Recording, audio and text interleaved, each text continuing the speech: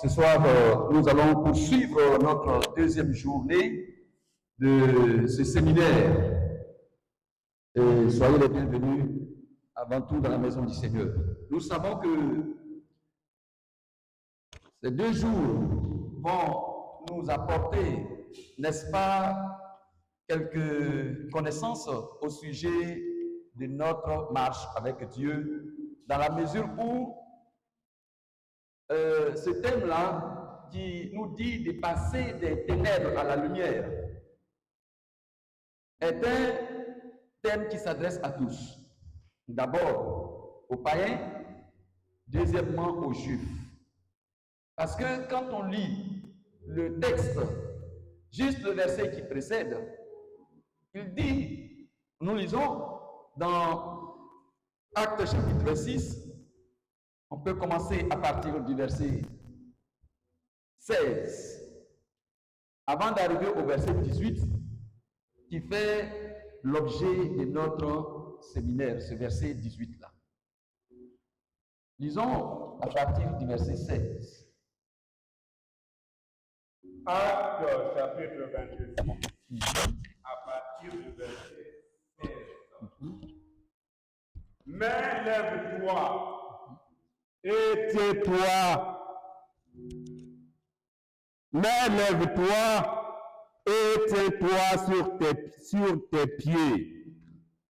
Car je te suis apparu pour t'établir ministre et témoin des choses que tu as vues et de celles pour lesquelles je t'apparaîtrai. Je t'ai choisi du milieu de ce peuple et du milieu des païens, vers qui je t'envoie. Donc, il dit que je t'ai choisi du milieu de ce peuple-là. Le peuple-là, il s'agissait du peuple juif. Or, le peuple juif, c'est le peuple de Dieu. Non seulement il a pris, il a choisi du milieu de ce peuple juif et du milieu des païens. Donc, l'ordre qu'il va donner, la consigne qu'il va donner à Paul, ça concernera non seulement les juifs, mais aussi les païens. On peut continuer la lecture. Afin que tu leur ouvres les yeux, pour qu'ils passent des ténèbres à la lumière. Très bien. Donc, passer ceux qui sont appelés à passer des ténèbres à la lumière, il s'agit de 2 types de nations. Il y a le peuple juif et il y a ceux-là qu'on appelle la nation païenne. Les nations païennes, c'est elles qui ne sont pas la nation juive. Toute autre nation qui n'est pas juive est appelée nation païenne. Donc, si nous voulons voir les choses de façon spirituelle, le peuple juif est considéré comme les enfants de Dieu. Et les païens sont considérés comme ceux qui ne sont pas encore convertis. Donc d'ouvrir les yeux des uns pour qu'ils passent des ténèbres à la lumière, c'est-à-dire d'abord que cette parole va s'adresser aux enfants de Dieu. C'est-à-dire quoi? Il y a des enfants de Dieu qui doivent avoir encore les yeux ouverts pour passer des ténèbres à la lumière. Si les enfants de Dieu sont appelés à passer des ténèbres à la lumière, combien à plus forte raison ceux qui ne sont pas enfants de Dieu? C'est-à-dire celui qui ne connaît pas encore Dieu. Voyez. Alors c'est pour cela qu'aujourd'hui, nous allons essayer d'approfondir encore cette notion d'ouvrir les yeux, de passer des ténèbres à la lumière, et comment concrètement ça se fait. Quelles sont les dispositions que nous allons prendre pour respecter cette parole du Seigneur. Et comme vous savez que nous ne pouvons pas aborder ce titre-là, sinon cette deuxième partie aujourd'hui, sans au préalable rappeler ce que nous avons vu hier, qui constitue notre point de départ.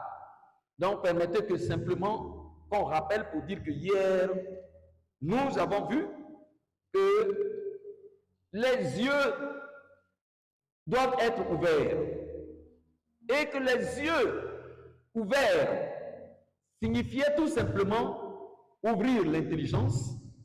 Ça signifiait développer l'intelligence. Ça signifie aussi faire passer de l'ignorance, en d'autres termes, à la connaissance. Amener quelqu'un à connaître ce qu'il ne connaissait pas, à découvrir ce qu'il ne connaissait pas. Dans ce sens, Satan a proposé à Adam et Ève dans le jardin d'Éden de leur faire l'expérience de vivre avec les yeux ouverts. Donc la femme, elle a tout de suite compris que c'est beau, que c'est agréable, que c'est bon pour l'homme d'avoir les yeux ouverts, c'est-à-dire d'avoir l'intelligence ouverte. Et elle s'est lancée dans les voies pour avoir les yeux ouverts. Elle a effectivement suivi le conseil de Satan en mangeant, c'est-à-dire en désobéissant à la voix de Dieu. Conséquence, effectivement, ses yeux sont ouverts. Leurs yeux sont effectivement ouverts, comme Satan avait promis. Alors, nous avons dit que si Satan ouvre les yeux, considérons les choses sur deux plans. Le premier plan, ouvrir les yeux par Satan est considéré comme un acte négatif, comme quelque chose qui n'est pas bon. Et alors, quand les yeux sont ouverts par Satan, les inconvénients du côté de Dieu, on devient aveugle. Car nous ne pouvons pas voir dans les deux sens. Et Dieu, lui aussi, quand il ouvre les yeux, c'est-à-dire la manière positive, donc sur le plan positif, alors du côté de Satan, on devient aveugle. Et ce qui fait que l'homme qui suit, celui qui a ouvert ses yeux, va ressembler plus à la personne qui a ouvert ses yeux. Et c'est pour cela que nous avons dit que nous, qui avons vu Jésus, qui avons les yeux ouverts par Jésus, nous marchons à sa suite et nous lui ressemblons. Alléluia. Ok. Alors, les yeux. Hier, on n'avait pas peut-être approfondi. Aujourd'hui, on va voir un peu encore. Mais comment est-ce que quelqu'un ouvre les yeux et du coup, de l'autre côté, c'est-à-dire, si nous sommes dans deux plans, le plan A, quand tes yeux sont ouverts là-bas, au plan B, tes yeux sont fermés. Qu'est-ce qui ferme tes yeux? Parce que ce n'est pas Satan qui va ouvrir et puis fermer de l'autre côté.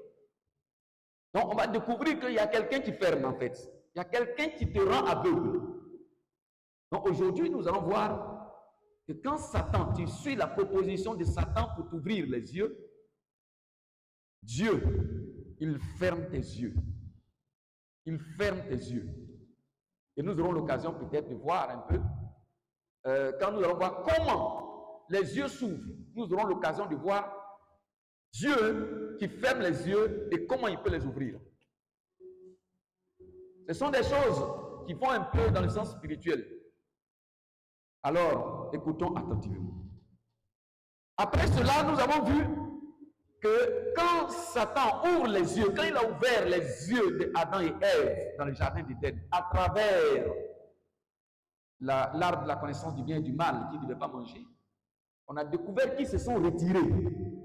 Ils sont allés se cacher quelque part en la présence de Dieu.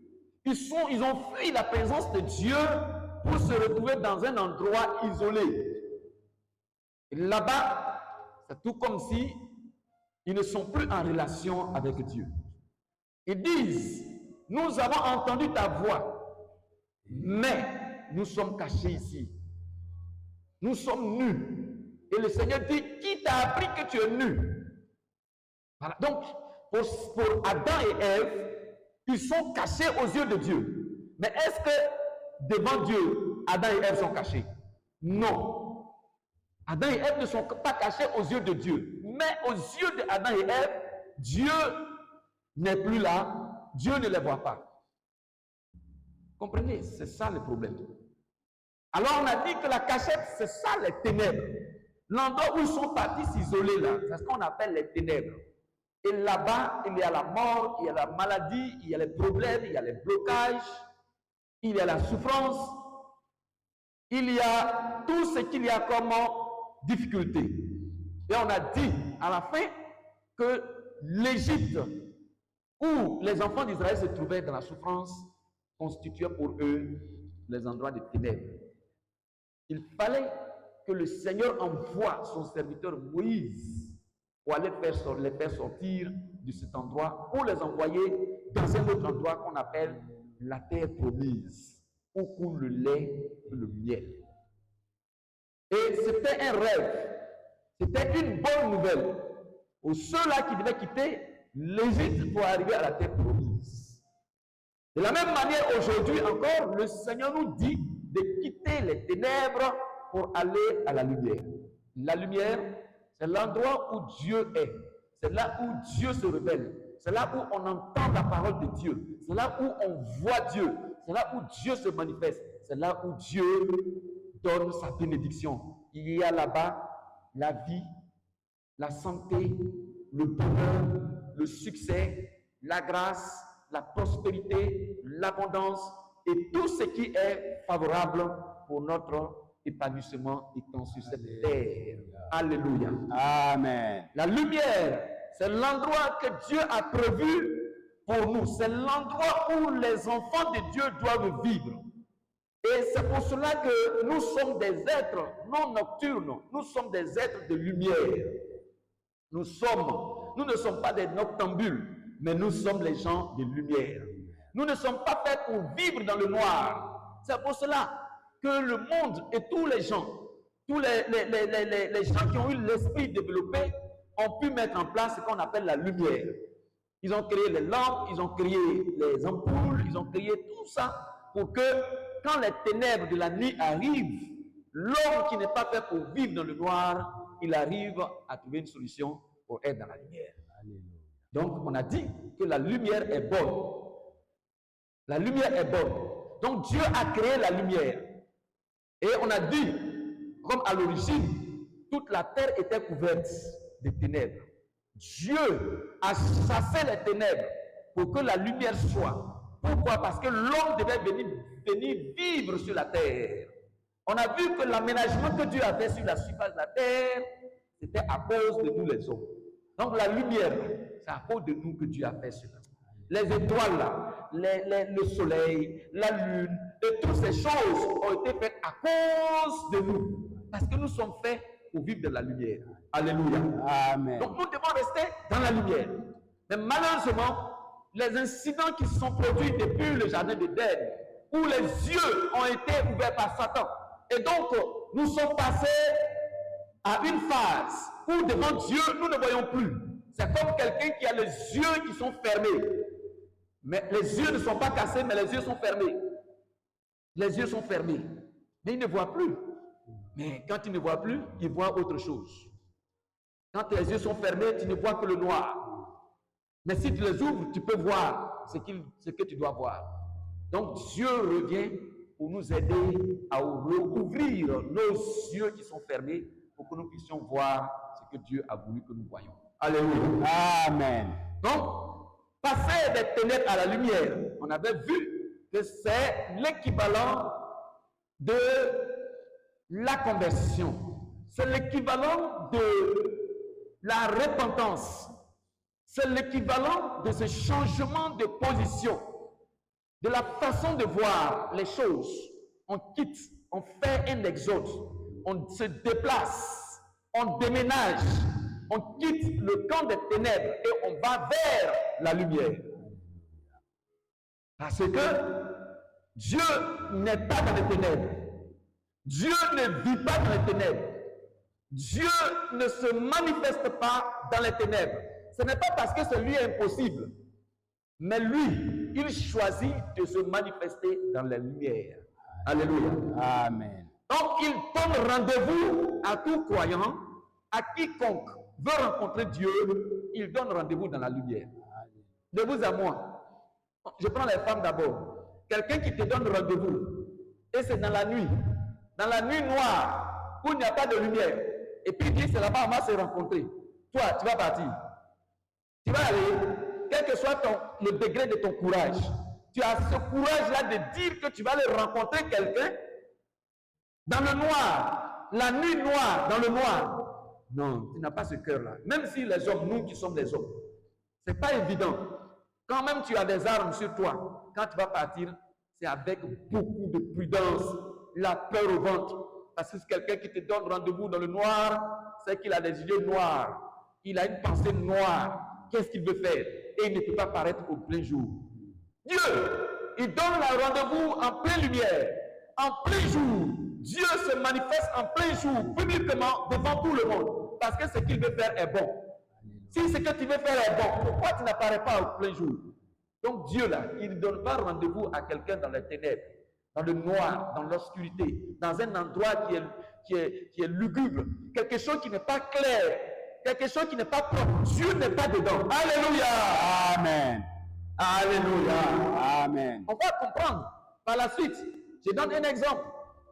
Si quelqu'un te dit bien, je veux vivre avec toi, mais il ne faut pas que quelqu'un va savoir. C'est ça qu'on appelle les ténèbres. Pourquoi tu ne veux pas que quelqu'un sache que je vis avec toi? Il y a Anguille sous roche. C'est un homme de ténèbres. C'est un homme de ténèbres. C'est un endroit de ténèbres. Vivre avec un homme, Dieu n'a pas voulu que l'homme vive avec une femme dans le secret. Mais Dieu, quand il a fait Adam et Ève, c'est devant tout le monde, devant les animaux. Il a présenté la femme. La femme a été prise par Adam. Ils sont partis, ils ont vécu ensemble. Mais d'où vient que, il ne faut pas que quelqu'un va savoir que nous sommes en relation. D'où vient que, il ne faut pas que quelqu'un va savoir que tu es en relation, tu es ma femme, tu ne peux pas dire le reste. Parce que tu sais qu'il y a un problème. C'est ça qu'on appelle vivre dans les ténèbres. Et Dieu n'est pas là-bas. Telle relation, Dieu ne bénit pas ça. Telle manifestation de l'amour ne vient pas de Dieu. Mais ça vient de qui? Du diable. Celui qui a ouvert les yeux pour que tu vois dans le noir, pour aller choisir quelqu'un dans le noir pour marcher avec lui. Dieu ne te bénira pas. Alléluia. Amen. Mais quand tu vis avec quelqu'un qui, de façon honnête, qui se présente à tes parents, ses parents sont là et tout se fait dans la transparence, tes amis sont au courant que voilà l'homme avec qui tu vis, voici ton mari, voici ta femme, mais c'est beau et tout le monde vous bénit. C'est heureux, c'est bon et Dieu bénit cela. Alléluia. Amen. Et Dieu est dedans. C'est ça qu'on appelle vivre dans la lumière. Et c'est comme ça que Dieu veut que nous vivons. Tout est clair, clair, clair, clair. C'est ça qu'on appelle vivre dans la lumière. Que le Seigneur vous bénisse. Amen. Nous allons donc poursuivre aujourd'hui dans cette deuxième partie qui est de savoir les dispositions particulières que nous devons prendre. Nous va être vu ici comme deux classes de personnes. Il y a nous qui sommes envoyés pour ouvrir les yeux des autres. Mais il y a nous aussi qui bénéficions des ouvertures des yeux pour que nous puissions passer des ténèbres à la lumière. Donc, quelles sont les dispositions que nous allons prendre? Nous allons donc voir, d'abord, pour ceux qui doivent ouvrir les yeux, comment un homme peut-il ouvrir les yeux de son ami? Est-ce qu'un aveugle peut-il conduire un autre aveugle? Non. Est-ce qu'un aveugle peut-il ouvrir les yeux d'un autre aveugle? Non, jamais. Si quelqu'un est de nature aveugle, s'il a la maladie des yeux, et que vous voulez avoir quelqu'un pour vous faire délivrer, pour recouvrer la guérison, pour recouvrer la vue, qu'est-ce que vous allez faire? Qu'est-ce que vous allez faire? Quelles sont les voies? Mais il y a la voie mystérieuse, c'est-à-dire la voie de miracle, qui consiste à faire intervenir la puissance de Dieu pour que tes yeux puissent être rétablis. Mais il y a aussi les moyens de traitement. Il y a des traitements que les gens font, ils prennent des médicaments et puis ils mettent dans les yeux et les yeux peuvent être soignés. Mais généralement, ça ne marche pas. Ça ne marche pas parce que l'œil que Dieu a fait est un organe très très sensible. Donc généralement, ça ne marche pas. Pour les grandes maladies des yeux, il y a certaines maladies des yeux qui ne se soignent pas. Quand tu as ça, c'est de façon définitive. Il faut l'intervention de Dieu. C'est ainsi que vous allez entendre dans la Bible, certains sont nés aveugles. Et ils ont cherché les médicaments par-ci, par-là. Ils n'ont jamais obtenu. La preuve est que quand ils ont entendu que Jésus guérit, ils ont dit, ok, on va essayer pour voir. C'est parce qu'ils ont toujours cherché la guérison.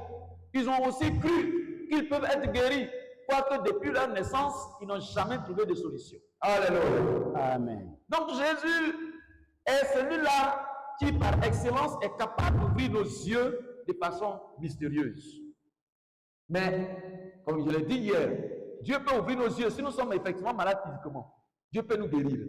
Mais ici, il ne s'agit pas de nos yeux physiques, mais il s'agit des yeux de nos cœurs, les yeux de l'homme intérieur, c'est-à-dire notre intelligence qui doit s'ouvrir. Comment Jésus va-t-il faire ça? Alléluia. Amen. Bon, la chose est simple. Quand Satan est venu, pour que les yeux d'Adam et Ève s'ouvrent, qu'est-ce qu'il a fait? Est-ce qu'il a pris le médicament? Est-ce qu'il est venu, il a fait des pratiques aussi grandes que ça? Est-ce qu'il est venu faire de l'acrobatie? Non. Non. Satan a fait quoi? Qu'est-ce que Satan a fait? Pour que Adam et Ève, leurs yeux s'ouvrent. On a lu ça hier. Vous connaissez l'histoire, non? Qu'est-ce qui s'est passé? Comment Satan a procédé pour les amener à avoir les yeux ouverts pour être comme lui? Qu'est-ce qu'il a fait? Il a simplement parlé. C'est la bouche là qu'il a ouverte. C'est la bouche là, avec sa bouche et la parole. C'est pour cela que la parole doit être considérée comme un outil puissant avec laquelle Dieu agit. On dit c'est par la parole que Dieu a créé tout ce que nous voyons. C'est par la parole aussi que Dieu peut ouvrir les yeux de l'homme. Donc quand il envoie Paul et il dit, va, ouvre-leur les yeux, qu'est-ce que Paul va utiliser? C'est l'huile d'onction? Est-ce que c'est l'huile d'onction? Est-ce que c'est de l'eau vérite? Non. Est-ce que c'est eau magique? Non. C'est la philosophie? Non. C'est par rapport à sa propre connaissance? Non. C'est par rapport à la parole qu'il a reçue de Jésus. Il a un témoignage, il a une parole, une révélation qu'il a reçue de Jésus et c'est ce qu'il va aller transmettre. Regardez d'abord, quand Satan a fini de parler à la femme, il a dit quoi? Si vous voulez, on revient rapidement sur le verset chapitre 3 là. Quand Satan a fini de parler de faire, de parler de remettre en cause la parole de l'Éternel, en disant que Dieu ne vous a pas dit réellement la vérité, qu'il y a une connaissance que vous devez avoir.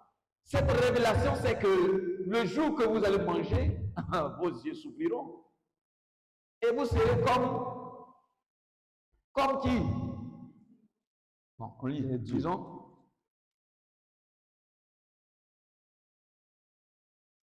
Connaissant le bien et le mal. Vos yeux s'ouvriront. Oui.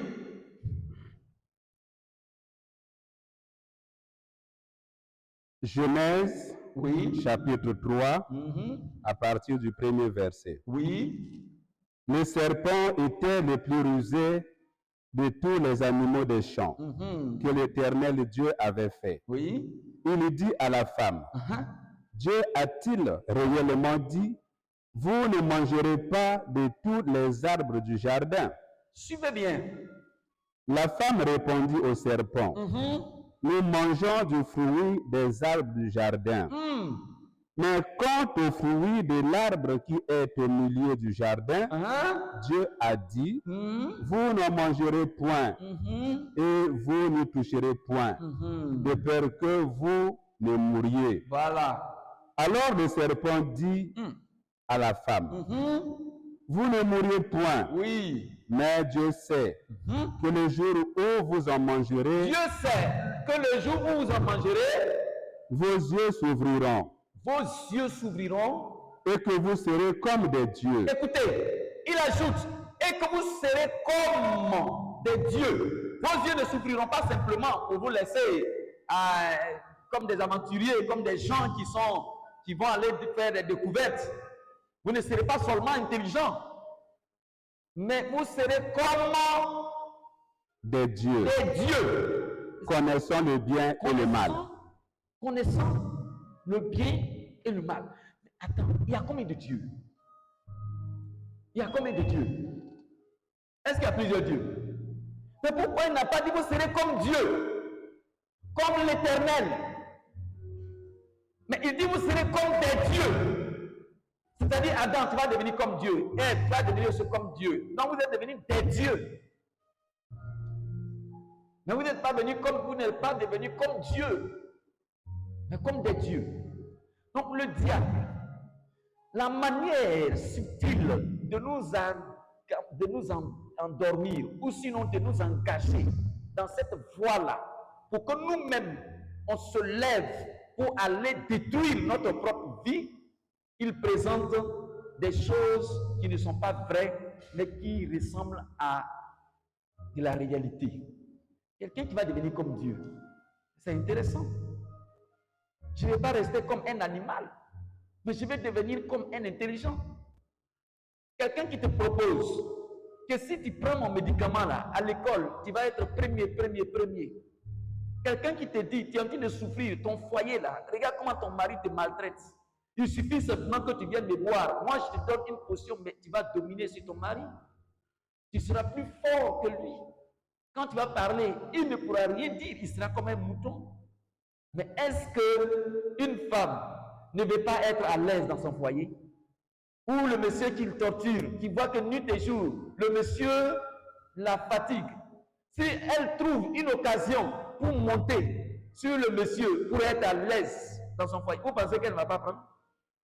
Et le diable présente un aspect où, dans l'ouverture des yeux, tu as une position favorable. Vous comprenez? C'est un danger. C'est un danger. C'est pour cela, n'accordez pas de la vérité à celui ou à un homme de Dieu qui va dire dans ce sens, on va prier pour toi, pour que ton mari soit soumis à toi. Pour que tout ce que tu vas dire là, il n'a qu'à accepter comme un mouton. Il y a des églises souvent qui disent envoie du sel. Envoie l'habit de ton mari. Envoie quelque chose. Et nous allons prier dessus. Et si on prie dessus là, ton mari avec son cœur dur là, il deviendra comme un enfant dans ta main. C'est une voie du diable. Parce que Dieu n'a pas prévu ça. Mais au contraire, prier pour que ton mari n'a qu'à t'aimer. Voilà. Ça vient de Dieu. Et le diable ne va jamais t'amener à aimer quelqu'un ou que quelqu'un n'a qu'à t'aimer de la bonne manière. Jamais. Le diable ne va jamais t'inciter à ce que tu sois soumise à ton mari pour que ton mari t'aime en retour. Vous voyez la différence, non? Le diable veut les choses par force. Il veut que tu prennes une position que tu ne mérites pas par force. Et même il t'irrite, il te fait fâcher. Il te fait voir que tu as été méprisé. Le diable peut te faire voir que tu as été méprisé, tu as été humilié. On te fait souffrir. Que Dieu même là est injuste. Pourquoi tu n'es pas à tel poste? Et puis, tu es là en train de souffrir et tu regardes les choses et tu laisses faire. Voilà comment le diable voit les choses. Voilà ce qu'il présente à notre esprit. Et il veut irriter Satan. Satan veut irriter Adam et Ève contre Dieu. Ah, donc Dieu sait ce qui est bon et il ne nous donne pas cela alors. Donc Dieu ne nous aime pas en réalité. Tout comme si c'est Satan qui aimait Adam et Ève. Voilà ce qu'il fait. Donc méfions-nous de tout ce qui a tendance à vouloir nous exciter à aller à une position qui est trop créative. Quelque chose que tu sens que c'est anormal devant Dieu. Pourquoi Dieu n'a-t-il pas dit que je vais faire de vous comme des dieux et que c'est quelqu'un d'autre comme un serpent qui va venir se présenter devant toi, l'homme, et qui va te parler et tu vas accepter ça? Mais c'est pour ça que Dieu s'est irrité et que Dieu n'a pas oublié cette action depuis que ça s'est passé jusqu'à ce jour d'aujourd'hui. C'est comme si le serpent là-haut, ce n'était pas un animal parmi les animaux du jardin. Hein, c'est pas ça? On a lu ça, non? Il était le plus rusé de tous les animaux du jardin. Mais serpent là-haut, girafe, mouton, éléphant, moustique, Tout cela n'était pas sous la domination d'Adam et Ève. Ce n'est pas lui qui devait leur donner ce qui est bon. Ce n'est pas lui, Adam, qui devait conduire les animaux là à faire ce qu'ils doivent faire. Si. Mais d'où vient que les choses sont renversées? C'est le serpent désormais qui va dire à l'homme ce que l'homme doit faire. Et c'est l'homme qui obéit désormais à un animal. Les choses sont renversées ou bien ce n'est pas renversé? Mais ça a irrité le cœur de Dieu. C'est comme tu as ton chien à la maison et c'est le chien qui par miracle arrive à te parler et tu écoutes ce que le chien te dit et tu oublies ce que ton père ou ta mère t'ont donné comme conseil à la maison. Alléluia. Amen. C'est ça qui irrite le cœur de Dieu. Et c'est ce que Satan fait. Donc, on découvre que il a proposé la parole. Il a su parler au cœur d'Adam et Ève. Et les deux ont accepté. Moi-même, souvent, là, dans les premiers moments, là, avant du moins, je pensais que Adam était quelque part en train de faire son travail puisqu'il doit cultiver la terre, il doit cultiver le jardin. Il faisait son travail là-bas. Et la femme, elle se promène, elle va toute seule rencontrer le serpent. Et puis le serpent va la séduire. Elle va courir, elle va finir de manger d'abord, elle va courir pour venir donner à l'homme et de façon forcée, il dit mange.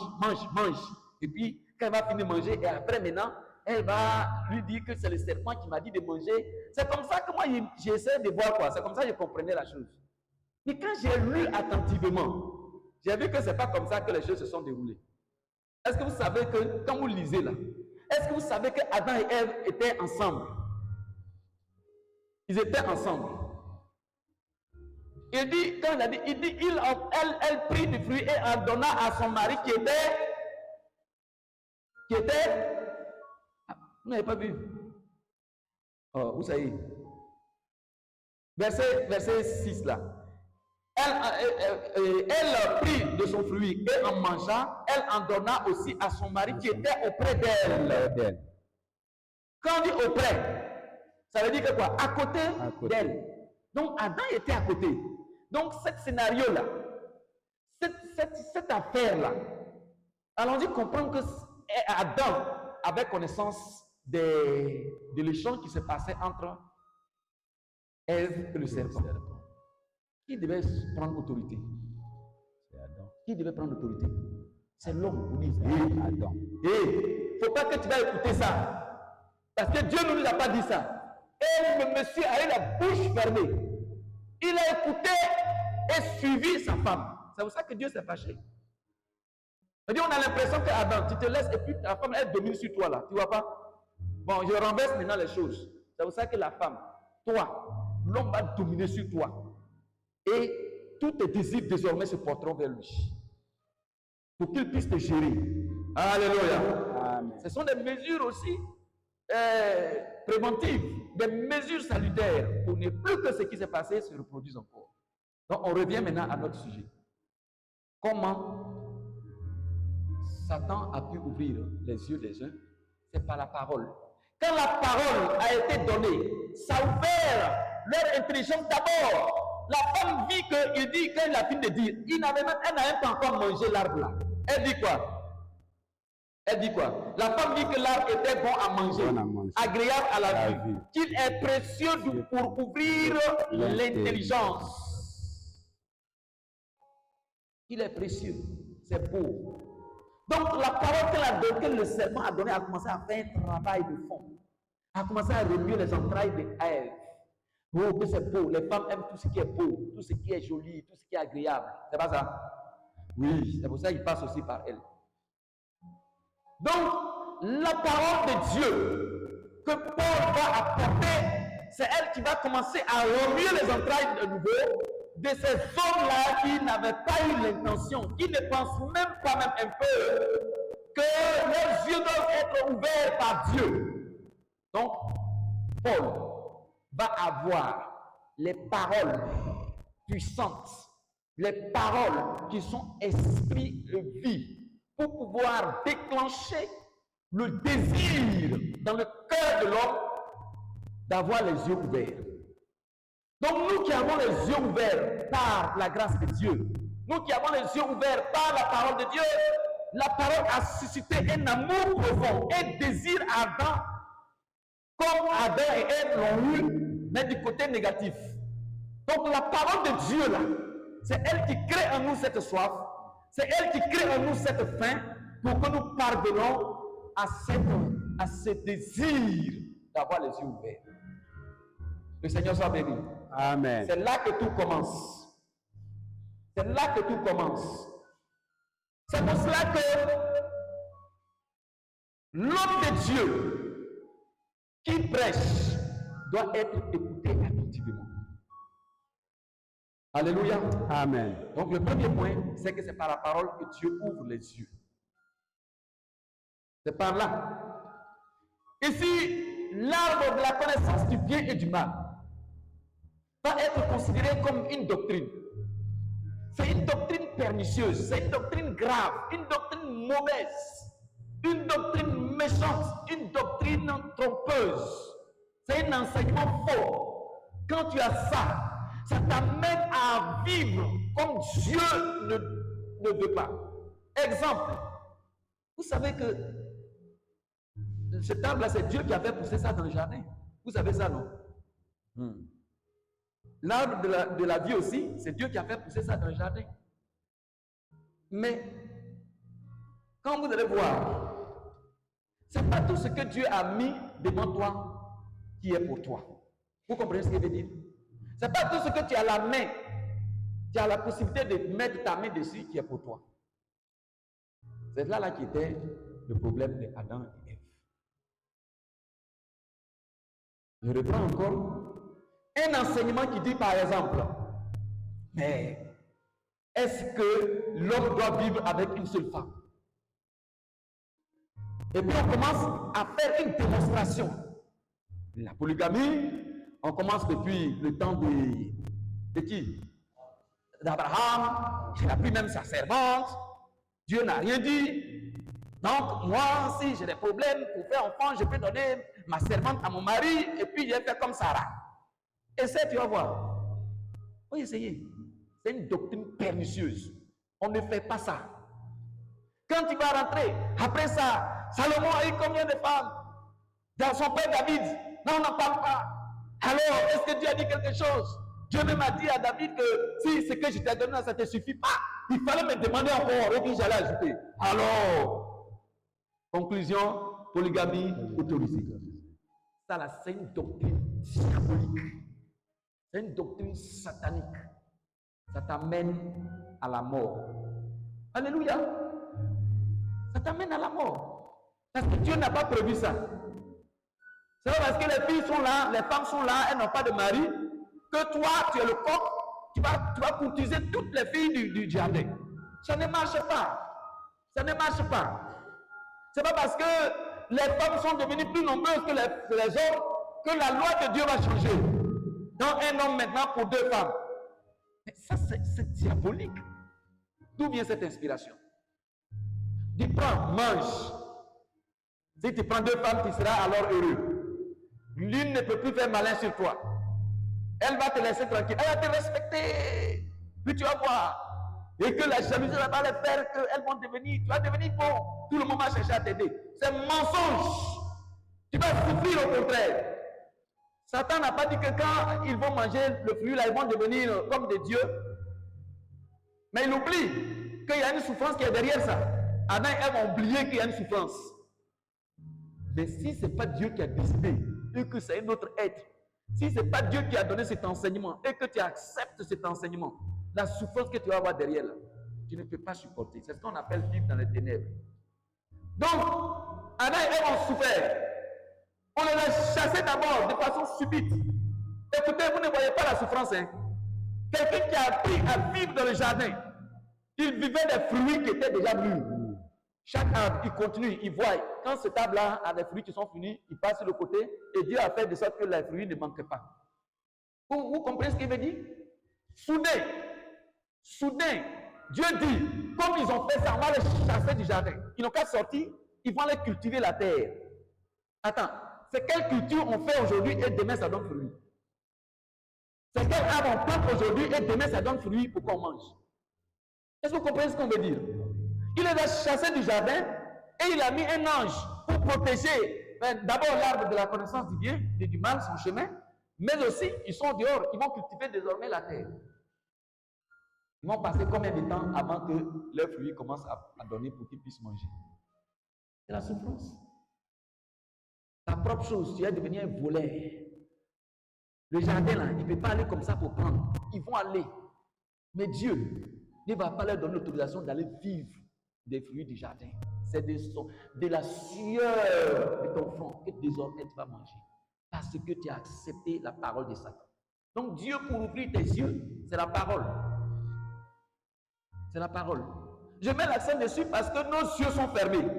Les gens sont venus avant que, généralement, que les hommes de Dieu n'arrivent dans un endroit. Le diable a fait un travail remarquable.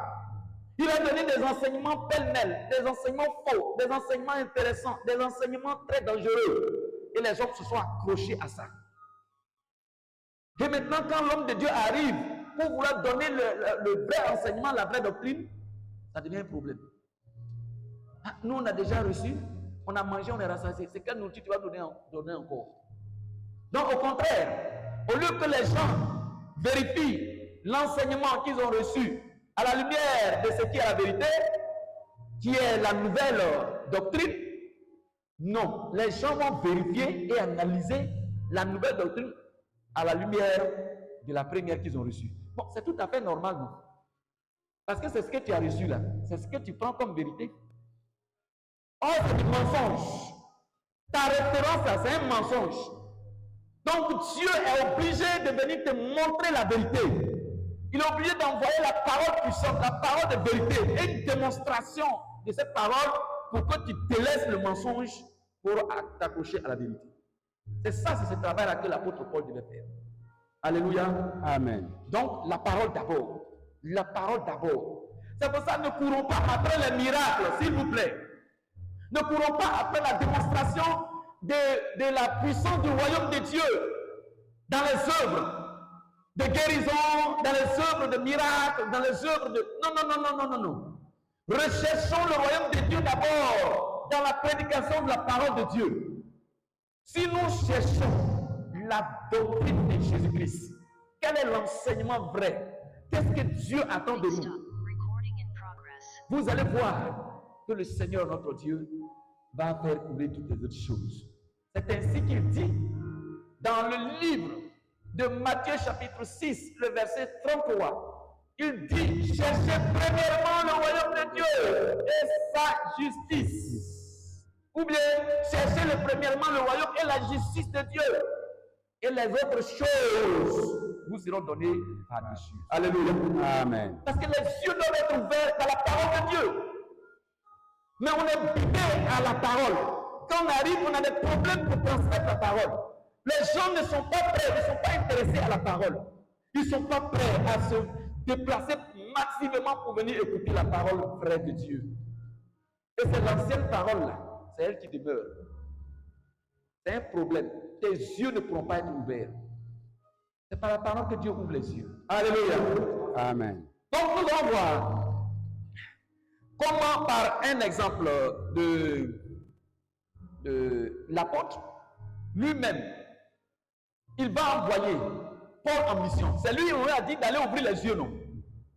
Comme on n'a pas assez de temps, je vais prendre ce seul exemple-là. De la femme qu'on appelle Lydie, en Macédoine. Cette femme-là, comment les yeux de la femme ont été ouverts? Comment cet homme, puisque c'est à Paul qu'on a dit, va ouvrir les yeux? On va voir les éléments qu'il va utiliser. Acte 16. Verset 9 à 15. Acte chapitre 16, verset On va 9, revenir sur cette histoire de conversion de l'apôtre. 9 à 15. Oui. Pendant la nuit, Paul eut une vision. Voilà. Un Macédonien lui apparut et lui fit cette prière. Passe en Macédoine, Très bien. secours-nous. Après cette vision de Paul, nous cherchâmes aussitôt à nous rendre en Macédoine. concluant que le Seigneur nous appelait à y annoncer la bonne nouvelle. Très bien. Donc, ils ont compris tout de suite que le Seigneur veut qu'ils partent très rapidement pour intervenir là-bas. Donc, l'expression « aller ouvrir les yeux », là, c'est une intervention d'SOS. C'est secourir les personnes. Ils sont en danger. C'est comme Dieu envoie Moïse en mission en Égypte. Va, les enfants sont en danger. Donc, aller ouvrir les yeux, là, c'est aller intervenir. Donc, c'est un exemple. Ce Macédonien qui est en train de crier représente toute la population des Macédoniens. Mais ce n'est pas un homme. On va découvrir que c'est une femme qui est là-bas et c'est elle qui va bénéficier de cette grâce. Allons, lecture. Étant parti de Traos, nous fîmes voie de direction vers Samothrace. Et le lendemain, nous débarquâmes à Néopolis. Et de là, nous allâmes à Philippe, et qui est la première ville d'un district de Macédoine, et une colonie. Nous passâmes quelques jours dans cette ville. Le jour du sabbat, nous nous rendîmes hors de la porte vers une rivière où nous pensions que se trouvait un lieu de prière. Nous nous assîmes et nous parlâmes aux femmes qui étaient réunies. L'une d'elles, nommée Lydie, marchande de pourpre de la ville de Thyatire, était une femme craignant Dieu et elle écoutait. Le Seigneur lui ouvrit le cœur. Et le Seigneur lui ouvrit le cœur. La femme Lydie, on dit c'est une femme qui craignait Dieu. Mais quand quelqu'un craint Dieu là-haut, est-ce qu'on a besoin encore d'intervenir sur la personne? On dit que Lydie, elle craignait Dieu. Au point même où elle veut écouter la parole de Dieu. Sinon, il y a beaucoup de femmes, mais il y a une dedans, elle s'appelle Lydie. Cette Lydie-là, elle écoutait attentivement la prédication de l'apôtre Paul. Qu'est-ce qui s'est passé? Le Seigneur lui ouvrit le cœur. Nous avons vu hier que c'est Dieu qui ouvre les yeux. Il a dit, va, tu vas ouvrir. Mais en réalité, quand tu seras en train de prêcher, c'est moi Dieu, il va faire la chose. Donc c'est Dieu qui ouvre les yeux. On a dit que Dieu là, il doit ouvrir nos yeux. Est-ce qu'on a bien compris? Donc en réalité, ce n'est pas l'homme qui ouvre, mais c'est Dieu qui ouvre à travers la prédication qui sort de la bouche de l'homme de Dieu. Est-ce qu'on se comprend? Donc Dieu a fait son travail. Lydie a eu les yeux ouverts. Et puis elle va faire quoi? Le Seigneur lui ouvrit le cœur pour qu'elle fût attentive à ce que disait Paul. Très bien. Verset 15. Lorsqu'elle eut été baptisée avec sa famille, elle me fit cette demande. Si vous me jugez fidèle au Seigneur, entrez dans ma maison et demeurez-y. Et elle nous pressa par ses instances. Comme nous allions au lieu de prière. Donc c'est bon. Donc on voit que cette femme-là, parmi les autres, elle a été touchée. Que Dieu a fait ce travail. Et finalement, cette femme, elle a été comment? Elle a été baptisée avec toute sa famille, avec sa famille. Elle a été baptisée avec sa famille. Pourtant, elle craignait Dieu, mais elle n'avait jamais été baptisée. C'était nécessaire que Dieu envoie son serviteur pour ouvrir les yeux de cette femme par la prédication pour qu'elle puisse passer des ténèbres à la lumière. C'est-à-dire, c'est pour ça qu'il dit passer des ténèbres à la lumière, c'est l'équivalent de se convertir, se faire baptiser, se repentir, devenir désormais véritable chrétienne. Alléluia. Amen. Donc nous voyons que ouvrir les yeux, là, c'est pas seulement aux païens, plus païens.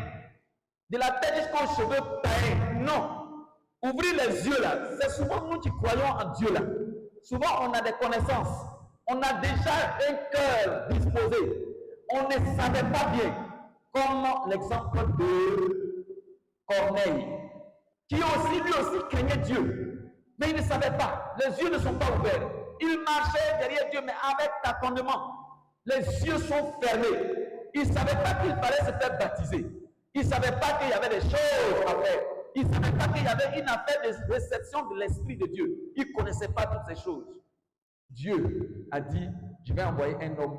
Va prendre quelqu'un, il va venir t'annoncer. Il te dira ce que tu dois faire. Car il faut que tes yeux s'ouvrent.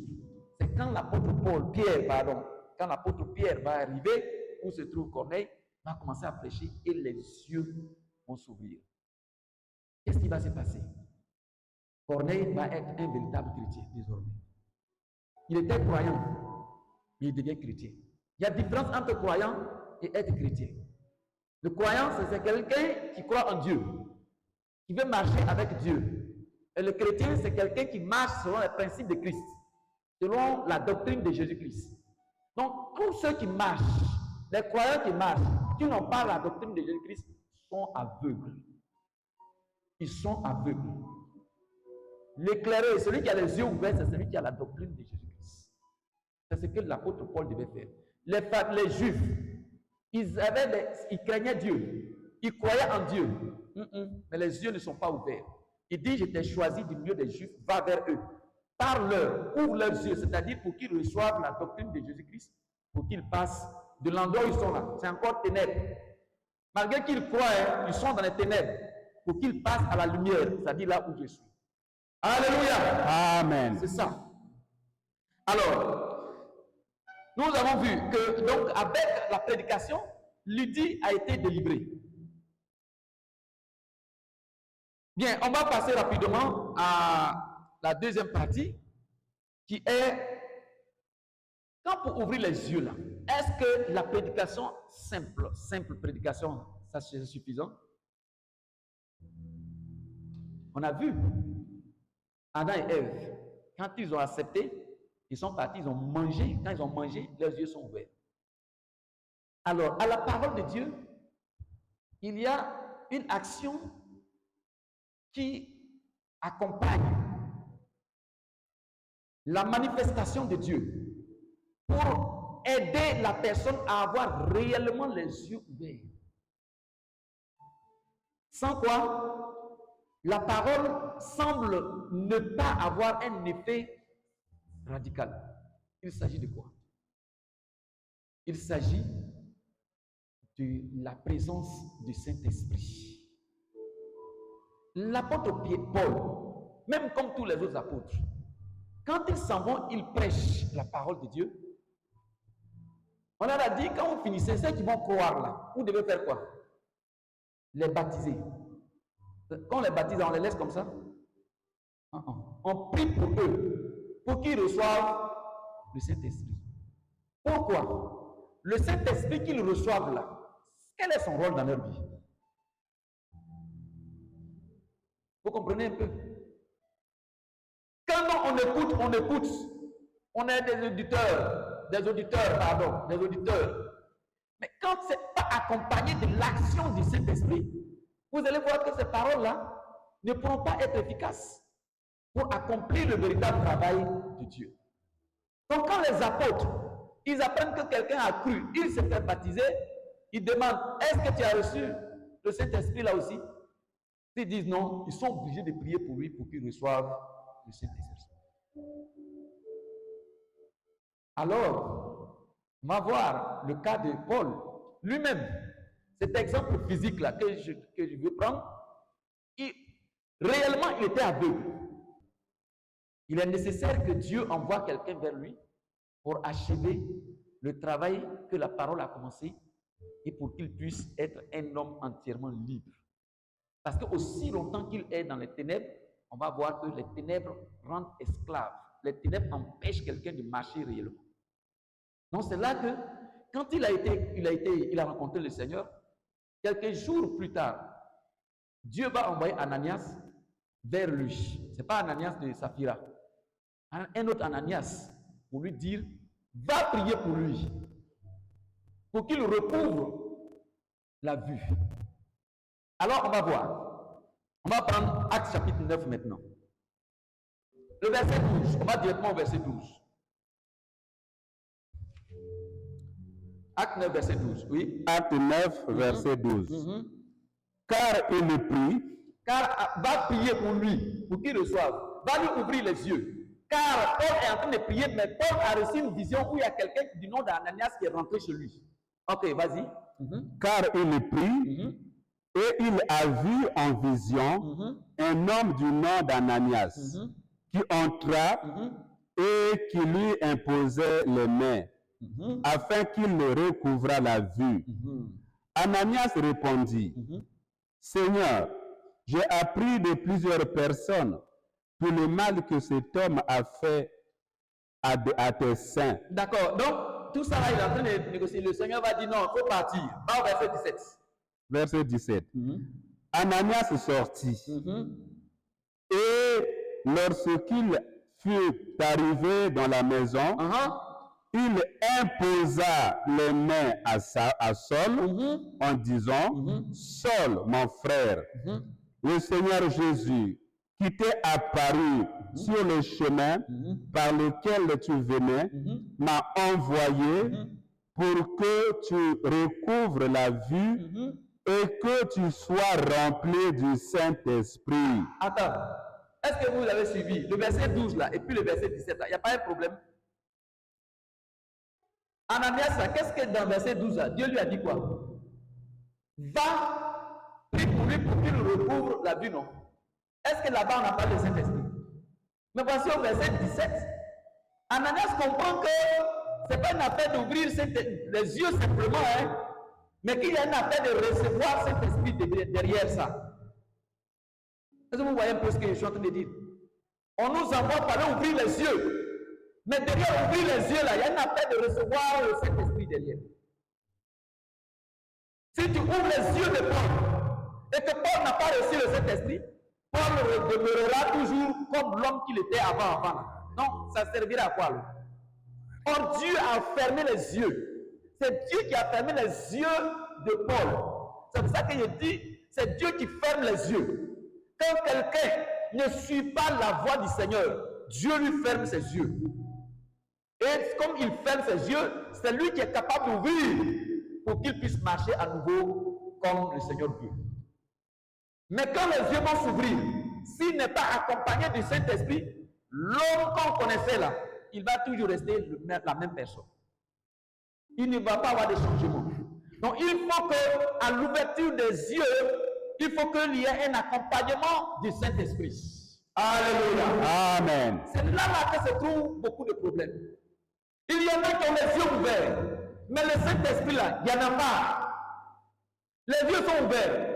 Paul était Paul. Il a eu 3 jours de cécité où il ne pouvait pas voir. Après, Ananias va venir prier pour lui. Si ses yeux sont ouverts après ça, et que Paul n'a rien eu d'extraordinaire dans sa vie, est-ce que vous pensez que Paul peut être utilisé par Dieu? Est-ce que vous pensez que Paul peut marcher dans les voies de Dieu? Est-ce que vous pensez que Paul peut supporter toutes les persécutions qui vont venir? Est-ce que vous pensez que Paul peut être agréable à Dieu sans le Saint-Esprit? Vous pensez que quelqu'un peut marcher et être agréable à Dieu sur cette terre-là? Vous pensez que si quelqu'un n'a pas le Saint-Esprit, il peut respecter la parole de Jésus? Non. Souvent même on va plus loin. Sans le Saint-Esprit, on veut servir Dieu. Toi-même, c'est-à-dire que tu n'as même pas la capacité de marcher, tu n'as même pas la force pour marcher, et c'est quelqu'un que tu veux porter. Non, le Saint-Esprit est nécessaire. Donc les apôtres, partout où ils vont, quand quelqu'un est baptisé, quand il croit et qu'il est baptisé, il prie pour qu'il reçoive le Saint-Esprit. Avez-vous reçu le Saint-Esprit quand vous avez cru? Est-ce que vous avez reçu le Saint-Esprit? Quand vos yeux sont ouverts là, est-ce que vous avez reçu le Saint-Esprit? Quand vous avez accepté la parole de Dieu là, est-ce que vous avez reçu le Saint-Esprit? Sinon, la parole va vous accompagner pour un temps. Vous allez disparaître après. Vous allez voir que la vie chrétienne va être fade. Vous n'allez pas pouvoir supporter les réalités de la vie chrétienne. Alléluia. Amen. Donc les yeux qui s'ouvrent là, ça se fait comme si c'est deux actions qui vont. Il y a la parole qu'on porte, la prédication de la parole de Dieu qui est l'évangile. Ensuite, on accompagne cela de la prière pour recevoir le Saint-Esprit. Pour recevoir le Saint-Esprit. Le Seigneur nous bénisse. Amen. Alors, le verset 18, il dit quoi? Quand il a reçu pour qu'il reçoive le Saint-Esprit, il a imposé les mains. Et il dit quoi? Et que tu sois rempli du Saint-Esprit. Qu'est-ce qui s'est passé? Si immédiatement Paul est rempli du Saint-Esprit, les yeux, pendant que Ananias était en train de prononcer ses paroles, les yeux de Paul ont été toujours fermés. Qu'est-ce qui se passe? Au même instant, il tomba de ses yeux comme des écailles. Comme écailles de poisson, comme des choses. Et puis ça tombe. Qui a vu ça? Ah, peut-être que c'est Ananias, on ne sait pas. Mais si on le témoigne, on dit que quelque chose est tombé de ses yeux. Et c'est à partir de là qu'il va commencer à voir. Au même instant, quand il a prié, il a imposé la main. Au même instant, les yeux vont s'ouvrir. Alléluia. Amen. Donc ne laissons pas simplement la prédication, mais allons-y aussi à la prière pour recevoir le Saint-Esprit. C'est pour ça que ce n'est pas n'importe qui peut se mettre là pour dire par audace ou par rivalité ou bien par jalousie ou bien par concurrence pour dire moi aussi je suis un serviteur de Dieu. Non, le serviteur de Dieu il est accompagné d'un pouvoir, il a un mandat, il a une action à faire, il a des actes qu'il pose. Ce n'est pas simplement parler et puis partir. Non, il faut accompagner cela d'un acte. Quand il impose les mains, quelque chose de réel se passe. On continue. Et il recouvra la vue. Et il recouvra la vue. Il se leva et fut baptisé. Ah, il se leva et il fut baptisé. Comment Paul, le monsieur, le docteur de la loi, un grand, un érudit, quelqu'un qui est un instruit, c'est pas un jeune homme, c'est un monsieur qui est âgé. C'est lui qui va se laisser être baptisé le même jour. Alléluia! Amen. Quand les yeux sont ouverts, que les écailles des yeux sont tombées, que le Saint-Esprit est là, le cœur est devenu comme manipulable par Dieu. C'est là qu'on peut maîtriser. On dit allons au baptême, il dit ouais, je suis prêt. Allons à la prière, ouais, je suis prêt. Allons faire ceci, oui, je suis prêt. Tant que le Saint-Esprit n'est pas dans la vie de quelqu'un, il va commencer à raisonner. Si ce n'était pas que le Saint-Esprit était descendu sur l'apôtre Paul, mais raisonnement qu'il m'a donné. Baptême, c'est quoi? Ça signifie quoi ça? Donne-moi, qu'est-ce que ça signifie? Mais le même jour-là, l'apôtre Paul s'était baptisé. Alléluia. Amen. C'est ça. Allons-y. Après qu'il eut pris de la nourriture, les forces lui revinrent. Saul resta quelques jours avec les disciples qui étaient à Damas. Et aussitôt, il prêcha dans les synagogues que Jésus est le Fils de Dieu. Voilà. Il est passé désormais du judaïsme au christianisme. Il est passé des ténèbres à la lumière. Il est passé de la fausse doctrine à la vraie doctrine.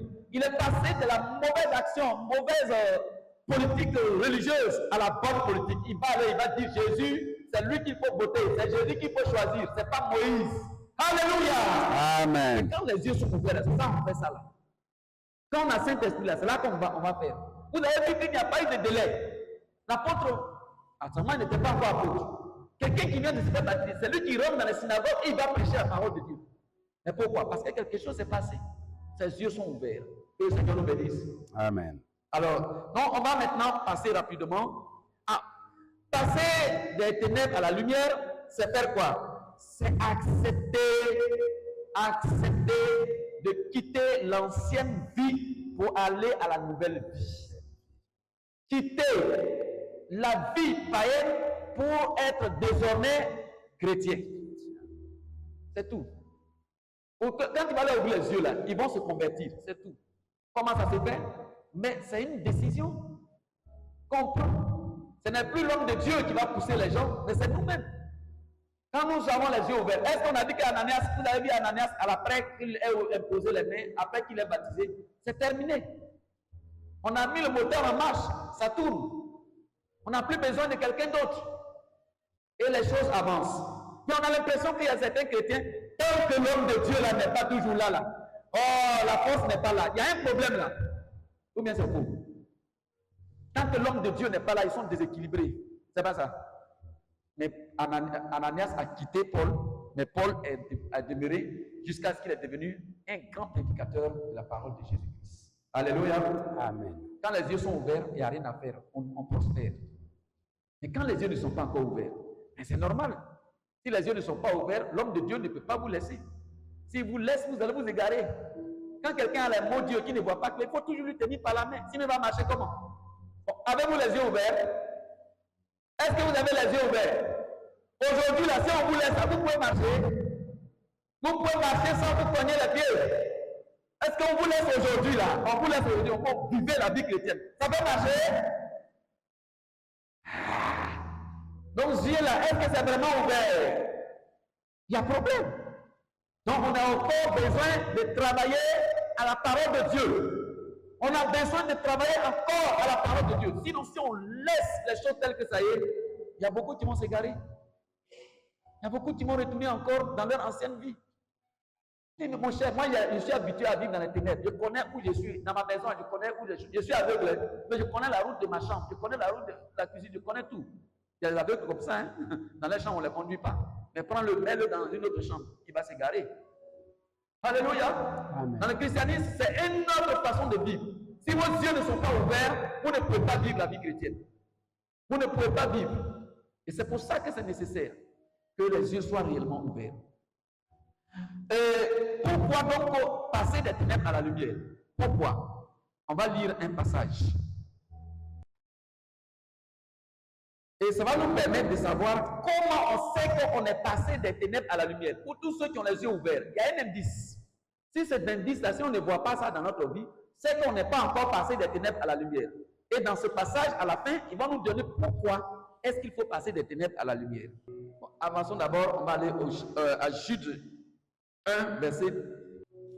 On va lire verset 6. 5 et 6. Oui. Je veux vous rappeler, à vous qui savez fort bien toutes ces choses, que le Seigneur, après avoir sauvé le peuple, Écoutez bien, et l'avoir tiré du pays d'Égypte, fit ensuite périr les incrédules. on est en train de voir pourquoi est-ce qu'il faut passer des ténèbres à la lumière. Quand nos yeux sont ouverts, on a reçu la parole de Dieu. On a même reçu le Saint-Esprit. Mais il y en a qui veulent toujours demeurer dans les ténèbres. Pourquoi est-ce qu'il faut passer des ténèbres à la lumière? Il dit, nous qui savons ces choses. Voyez, on vous rappelle ce qui s'est passé. Égypte, les enfants de Dieu étaient là-bas, ils doivent sortir. Mais quand ils sont sortis, il y a eu des incrédules. Malgré tout ce que Dieu avait fait. Et qu'est-ce qui s'est passé? Dieu a fait quoi? Il les a fait tous périr. C'est ce qu'il est en train de dire. Alors, ensuite, verset 6. Qu'il a réservé pour le jugement du grand jour, enchaîné éternellement par les ténèbres. Et les anges qui n'ont pas gardé leur dignité. Donc, on découvre que les ténèbres là permettent d'enchaîner de façon durable les forces du mal. Quand on met quelqu'un dans les ténèbres, c'est comme c'est une prison. Donc les ténèbres là, c'est une prison. C'est une prison. Donc quand quelqu'un continue de vivre dans les ténèbres, il est réservé au jugement de Dieu. Donc si nous avons reçu la bonne parole de Dieu, nous avons même reçu le Saint-Esprit selon Hébreux chapitre 10, selon Hébreux chapitre 6, et que nous demeurons toujours dans notre ancienne vie, ce n'est que le jugement de Dieu qui nous attend. C'est pour ça qu'il faut passer facilement des ténèbres à la lumière. 1 Jean chapitre 2, verset 9 à 11. 1 Jean chapitre 2, les versets 9 à 11. Oui. Comment peut-on savoir qu'on est passé des ténèbres à la lumière? Pendant qu'on parle, peut-être que quelqu'un m'a dit, mais peut-être que je suis passé des ténèbres à la lumière sans me rendre compte, ou bien je ne sais pas. Bien, on va donner un indice. Si tu es passé des ténèbres à la lumière, là, on va voir ça. C'est lui qui dit qu'il est dans la lumière. Celui qui dit qu'il est dans la lumière. Et qui est son frère? Qui fait quoi? Qui est son frère? Haïr. Qui est son frère? Est encore dans les ténèbres. Et donc, si quelqu'un dit, je suis passé des ténèbres à la lumière, que désormais, moi je suis dans la lumière, et que la personne hait, haïr là, c'est détester, c'est avoir des ressentiments dans son cœur contre la personne, c'est avoir des rancunes dans son cœur. On a dit frère, mais ça peut être aussi une sœur. Si quelqu'un a pris position dans sa vie contre quelqu'un, encore pire si c'est un chrétien comme toi, dans l'église, ou à la maison, dans ton service, ou bien dans ta famille, ça peut être un parent, ça peut être un frère. Si tu as position dans ton cœur de haïr quelqu'un, il m'énerve. Quand la personne est là, tu dis quand la personne est là, moi je ne vais pas dans cet endroit. Quand il y a ces genres de comportements de morale là, on dit que tu es encore dans les ténèbres. Donc être dans la lumière, ce n'est pas le fait de proclamer je suis dans la lumière. Mais c'est une vie. Donc tous les frères qui ont de la haine dans leur cœur, là, tous ceux qui cultivent la haine là, jusqu'à même ils vont s'asseoir à la maison. Mais vous savez que la haine là, ça se provoque, non?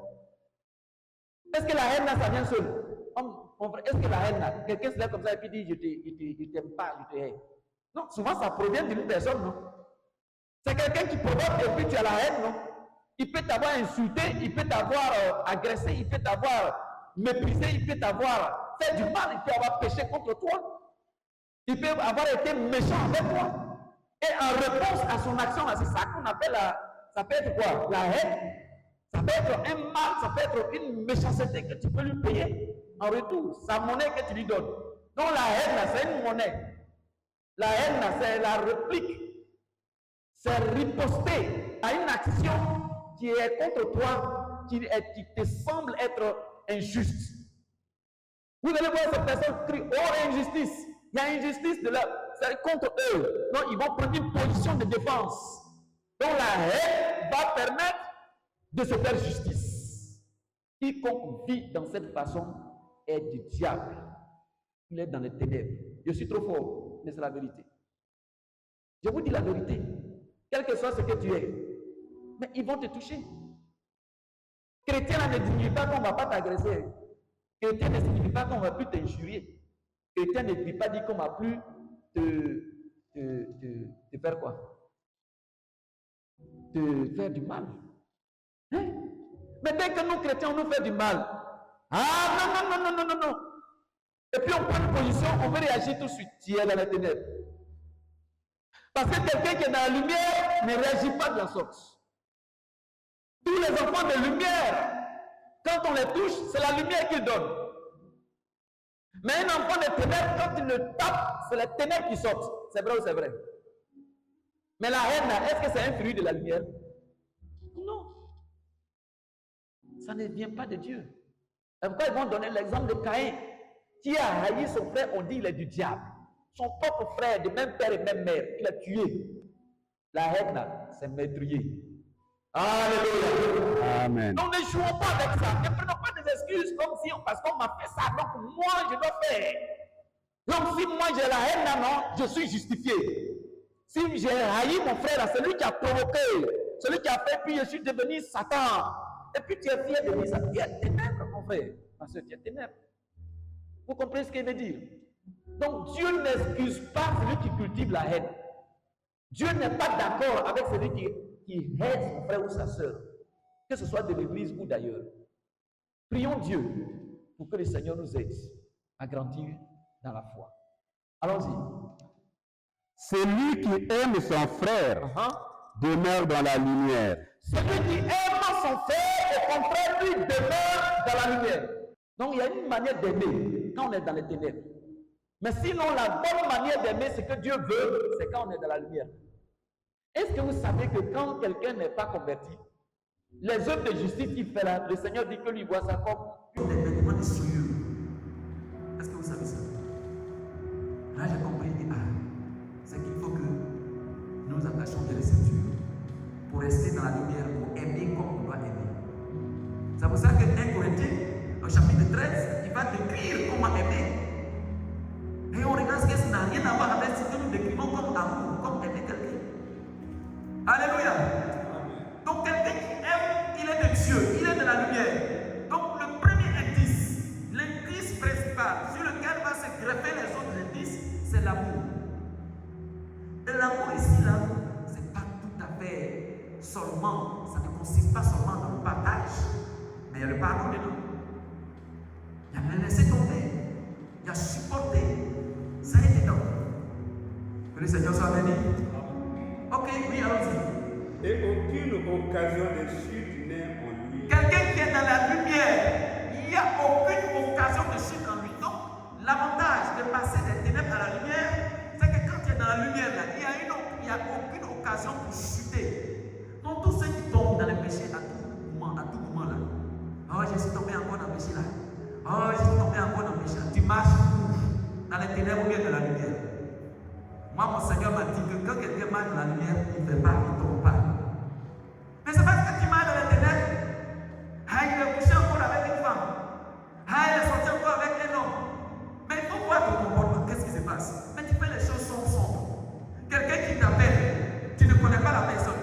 Il commence à te dire, chérie, je t'aime. Et puis tu n'es pas capable de dénoncer la personne à qui de droit. Mais c'est qu'est-ce que tu es en train de faire?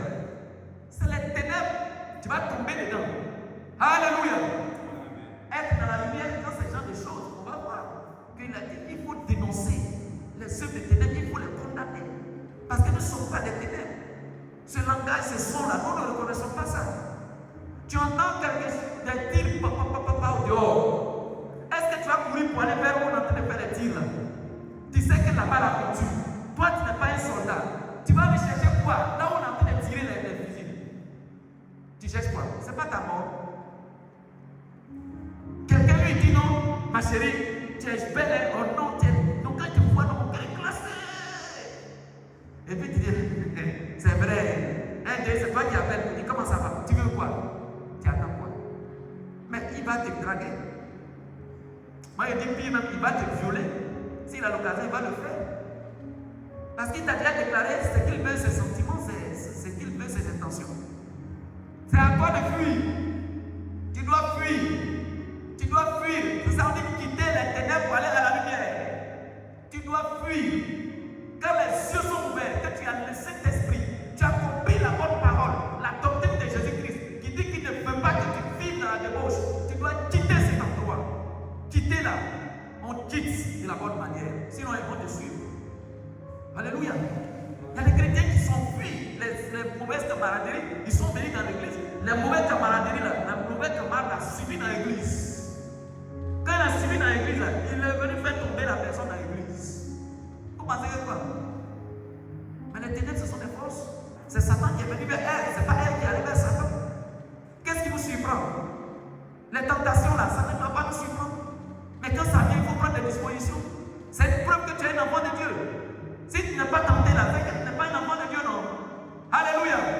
Donc quand tu es chrétien, que tu vois que les ténèbres veulent t'envahir là, c'est une occasion pour te montrer, pour justifier que tu es un enfant de Dieu. Demande vraiment que tu es un enfant de Dieu. Il faut fuir, il faut quitter. Passe des ténèbres à la lumière. Il y a des gens qui continuent de vivre une vie noire, une vie sombre. Ils sont chrétiens, ils viennent danser, ils viennent louer le Seigneur. Mais la vie est encore sombre. C'est pas bien. Ça, c'est un danger. Donc, en plus de haïr, s'il y a une relation de façon on dit que tu es dans les ténèbres. Alléluia. Oui, termine et puis. Mais celui qui est son frère est dans les ténèbres. Celui qui est son frère est dans les ténèbres. Il marche dans les ténèbres. Il marche dans les ténèbres. Et il ne sait où il va. Et il ne sait où il va. Parce que les ténèbres ont aveuglé ses yeux. Oh, parce que les ténèbres ont aveuglé. Voilà encore le rôle des ténèbres. Les ténèbres là, aveuglent ton intelligence. Les ténèbres là font que tu ne vois pas la parole de Dieu. Quand tu as la haine dans ton cœur, finalement tu ne vois plus la parole de Dieu. Ou bien c'est beau. Quand la haine est dans ton cœur, tu es capable même là de poignarder quelqu'un. Tu es capable de de salir quelqu'un, tu ne vois plus la justice de Dieu. Quand la haine est là, quand la colère va commencer là, tu ne pourras même plus te maîtriser. C'est ça le problème. Donc la haine là, quelqu'un ne peut pas dire que moi en tout cas j'ai la haine dans mon cœur et puis moi je suis un enfant de Dieu, je suis chrétien. Tu mens, tu te trompes. Tu n'es pas encore enfant de Dieu. On doit prier pour que tu deviennes enfant de Dieu. Donc tous ceux qui ont la haine, qui cultivent la haine, ne sont pas enfants de Dieu. Et ils ne vont pas aller loin. Ils ne vont pas aller loin. Quelqu'un que tu sais, remarquez bien, quelqu'un qui tu as la haine, qui a la haine, remarquez, sa vie ne va pas loin. Sa vie chrétienne ne va pas prospérer. Mais au contraire, quelqu'un qui aime, il est toujours avec Dieu. Dieu est avec lui, il le protège et il avance. Que le Seigneur soit avec nous. Dernier passage, et puis on a terminé. Il s'agit d'Éphésiens chapitre 5. Dernier passage, et puis on a fini. Après ça, c'est de prier. On va prier pour que le Seigneur accorde à cette parole-là la puissance pour que nos frères, nos sœurs, qui ont reçu la bonne parole de Dieu, demeurent dans cette parole. Éphésiens chapitre 5, à partir du verset 8. C'est tout le verset jusqu'au verset, je crois, verset 20. On n'a pas le temps pour lire tout ça. On va engager avec le verset 8 et puis vous allez comprendre le reste. Allons-y. Éphésiens 5, oui. À partir du verset 8. Oui. Autrefois vous étiez ténèbres. Autrefois, vous étiez ténèbres. On t'informe, mon frère, ma soeur, la Bible t'informe. Toi qui es chrétien, tu es vraiment chrétien. La Bible te dit que tu étais ténèbres. La Bible te dit, mon frère, toi qui es devenu chrétien, tu étais ténèbres. Mais la Bible ne dit pas que tu es toujours ténèbres. Tu n'es plus ténèbres. Hein? Ma soeur, tu n'es plus ténèbres. Enlève ça dans tes yeux. Il ne faut pas faire comme les enfants de ténèbres. Tu n'es plus ténèbres. Tu n'es plus ténèbres. Ma conclusion là, c'est sur ça que je suis en train de venir. Tu n'es plus ténèbres. Je suis venu t'informer que tu n'es plus ténèbres. Sauf erreur. Sauf si vraiment tu n'es pas encore chrétien. Sinon les chrétiens là, ils ne sont pas ténèbres. Alléluia. Allons-y. Et maintenant vous êtes lumière. Autrefois vous étiez ténèbres, mais maintenant vous êtes lumière. Alléluia. Nous sommes désormais lumière. Parce que nous vivons dans la lumière. Nous sommes désormais participants à la lumière. Dieu même a tellement que nous vivons avec lui là. Il nous allume et puis nous commençons à briller. Nous commençons à briller. Vous connaissez l'histoire de la lune et le soleil, non? Quand il fait nuit là, la science a démontré que la lune n'était pas éclairée. La lune c'est comme la terre. Mais la lune éclaire à cause du fait que le soleil frappe la lune. Donc la partie qui est éclairée par la lune, c'est ça on voit la nuit et puis c'est comme lumière et puis ça éclaire la terre. Donc la lune qui n'est pas de nature, lumière devient luminaire. Alléluia! C'est comme ça le chrétien. Nous là, nous ne sommes pas de nature lumière. On est un ténèbre, mais on devient luminaire par le fait que le Seigneur reflète sa lumière sur nous. Donc désormais tu commences à briller.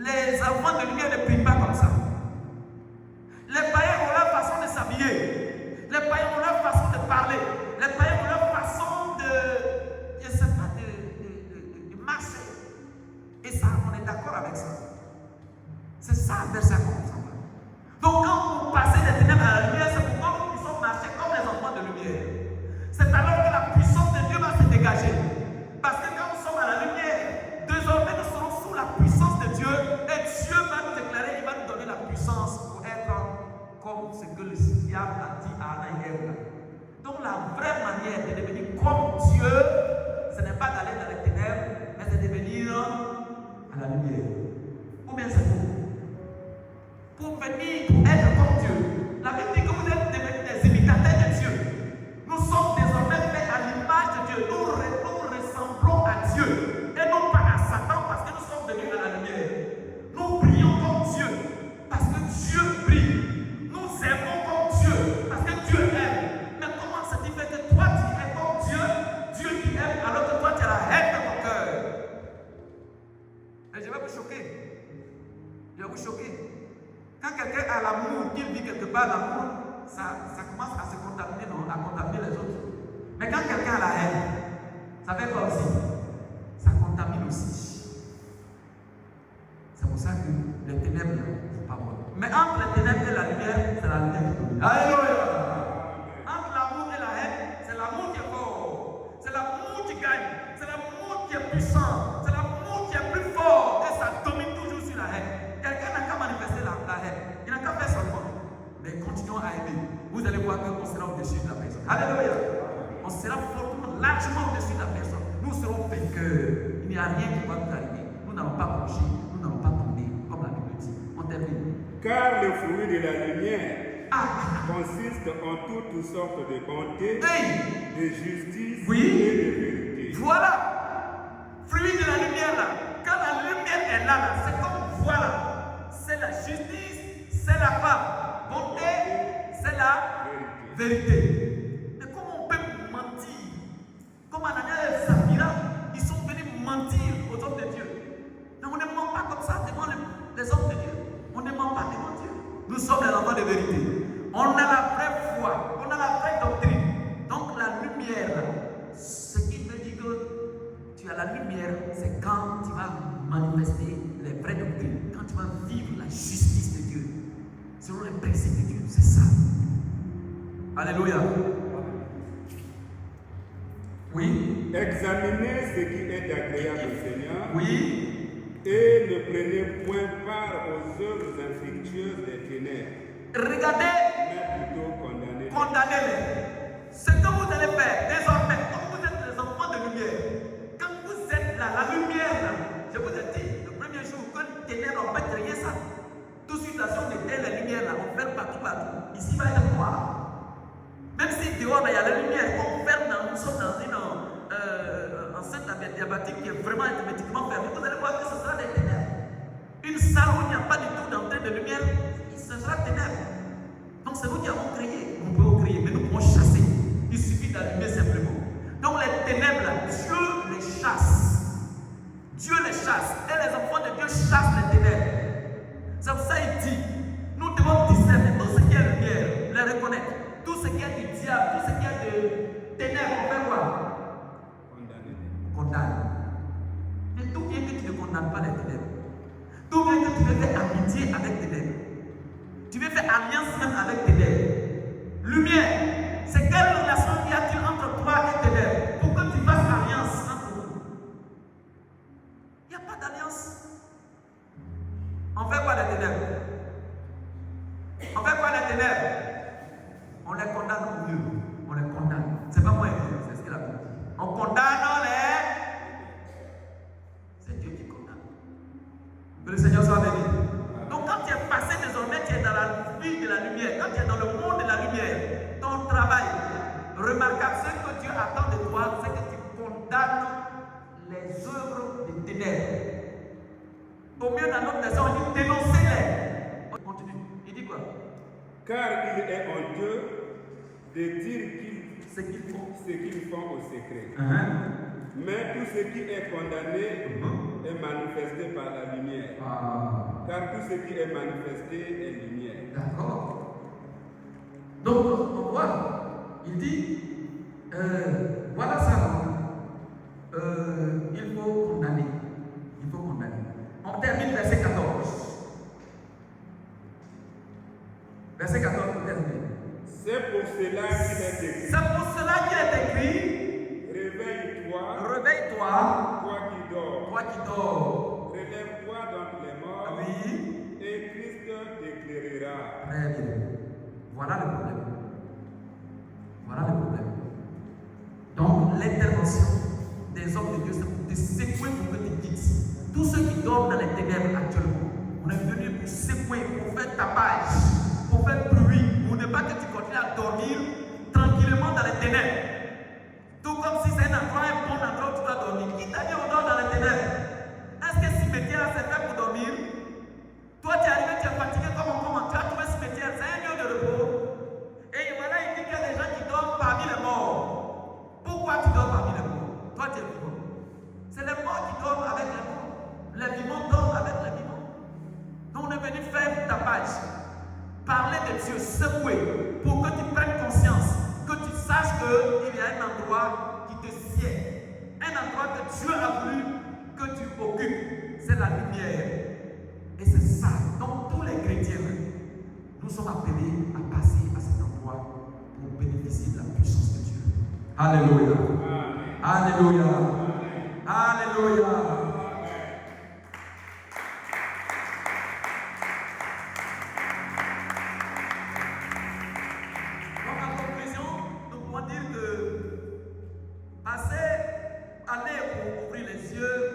Aller annoncer la parole de Dieu pour que les gens prennent conscience, que leur intelligence s'ouvre, pour qu'ils connaissent l'endroit où ils se trouvent, pour qu'ils prennent conscience que ce n'est pas là qu'ils doivent rester, pour qu'ils croient en Dieu.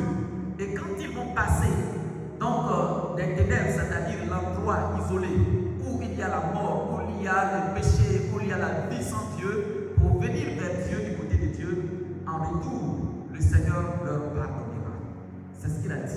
Quand vous allez passer des ténèbres à la lumière, nous obtenons en retour l'avantage, pour terminer dans la conclusion, nous allons voir quoi? Acte 26, verset 18, il dit quoi?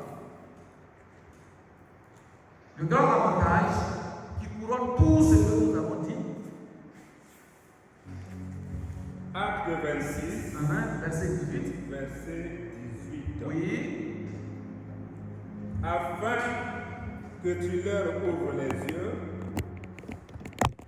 pour qu'ils passent des ténèbres à la lumière, et de la puissance de Satan à Dieu, oui, pour qu'ils reçoivent par la foi en moi le pardon des péchés et l'héritage avec les sanctifiés.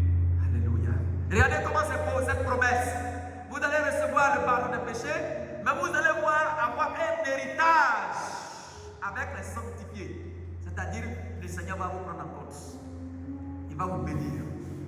Cette parole rejoint, cherchez premièrement le royaume et la justice de Dieu, et toutes les autres choses vous seront données là-dessus.